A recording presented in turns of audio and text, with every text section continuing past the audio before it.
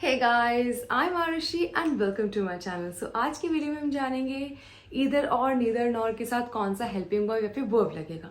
बहुत आसान है, बहुत ही शॉर्ट वीडियो बनाने की कोशिश करूंगी ताकि आपको फटाफट से समझ आ जाए।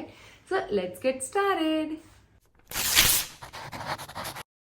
सो सबसे पहले हमें ध्यान यहाँ पे ये रखना है सब्जेक्ट क्या है, सिंगुलर है या फिर प्लूरल है या फिर दोनों है या फिर मिक्स मैच है।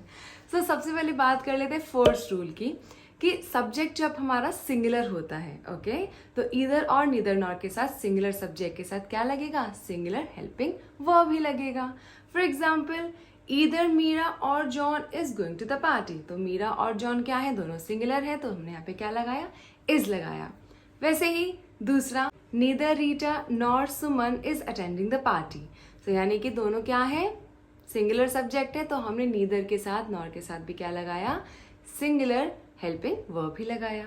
सो now let's come to the second rule. Second rule क्या है, वही सेम, जब हमारे सब्जेक्ट्स होते हैं प्लूरल दोनों, तब हम क्या लगाते हैं, प्लूरल हेल्पिंग वर्ब ही लगाएंगे।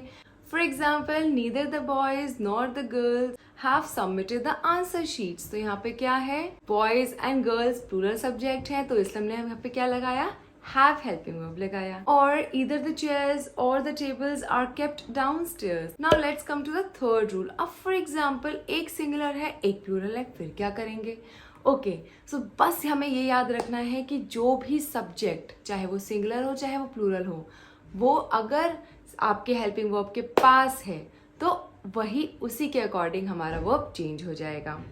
For example, either my friend or my sisters have this red color table। तो यानी कि यहाँ पे क्या हुआ, either my friend or my sisters, sisters यहाँ पे प्लूरल है तो इसलिए हमने यहाँ पे क्या लगाया, have लगाया, ओके। और neither my friends nor my brother is going to book the ticket, okay. तो यानी कि यहाँ पे क्या है, ब्रदर सिंगुलर है तो इसके साथ हमने इसलिए क्या लगाया, सिंगुलर हेल्पिंग वर्ब भी लगाया ना। बात कर लेते हैं ऐसे एक मिसलेनियस रूल की। फॉर एग्जाम्पल, हम बात कर रहे हैं एक सेंटेंस में ऐसे, either of the two main, तो यहाँ पे क्या आएगा, इज आएगा फिर आर आएगा, इज आएगा, ओके, क्योंकि यहाँ पर हम दोनों में से किसी एक की बात कर रहे हैं। जस्ट ऐसे ही एक लॉजिक समझ लेते हैं सेंटेंस में क्या होगा। So either of the two men is a carpenter, okay. So यानी कि ईदर यानी कि इन दोनों में से कोई एक कारपेंटर है।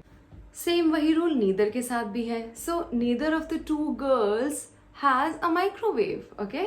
सो ये हमारे कुछ रूल्स हैं, फटाफट से इनको रिवाइज कर लेते हैं। अब आपका टास्क ये है कि अब आप मुझे डिफरेंट सेंटेंसेस बताएंगे by using these rules, okay, and I'll meet you next time, and you know that drill. If you like the video, then please hit the like button, subscribe to my channel and share with your friends. Toodles.